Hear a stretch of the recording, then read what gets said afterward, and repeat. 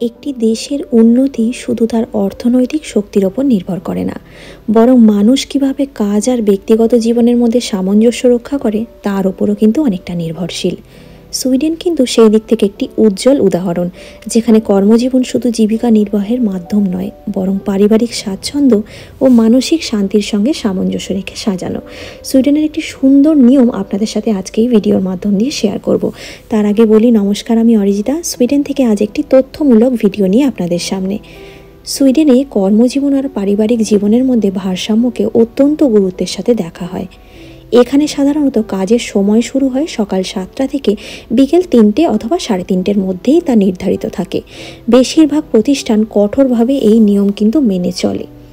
Office শেষে কর্মীরা যেন পরিবারের সাথে সময় কাটাতে পারেন, সেই জন্য ওভারটাইমের এখানে কোনো নিয়ম নেই। যদি তা কখনো হয়েও থাকে, সেক্ষেত্রে বাড়তি টাকা পেমেন্ট করা হয়। সুইডেনে অত্যন্ত ফ্লেক্সিবল ওয়ার্কিং আওয়ার্স প্রচলিত, ফলে সন্তানকে স্কুলে পৌঁছে দেওয়া, নিয়ে আসা এবং অন্যান্য কাজকর্মও কিন্তু তার পাশাপাশি মিটিয়ে নেওয়া যায়।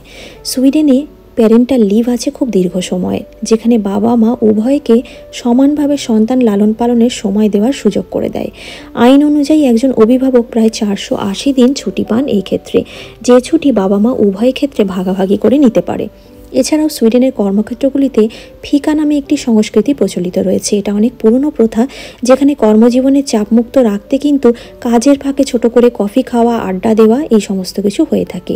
এইভাবে আইন, নিয়ম ও সংস্কৃতি মূল্যবোধের মাধ্যমে সুইডেনে অফিসের সময় আর পারিবারিক সময়কে আলাদা ও ভারসাম্যপূর্ণ রাখা হয়, যাতে কাজের পাশাপাশি পারিবারিক বন্ধনকেও সর্বোচ্চ গুরুত্ব দেওয়া যায়। কেমন লাগলো ছোট্ট এই ভিডিওটি? অবশ্যই ভিডিও শেষে লাইক কমেন্ট করে জানাতে কিন্তু ভুলবেন না। ফেসবুক পেজে দেখে থাকলে পেজটি অবশ্যই ফলো করে নেবেন।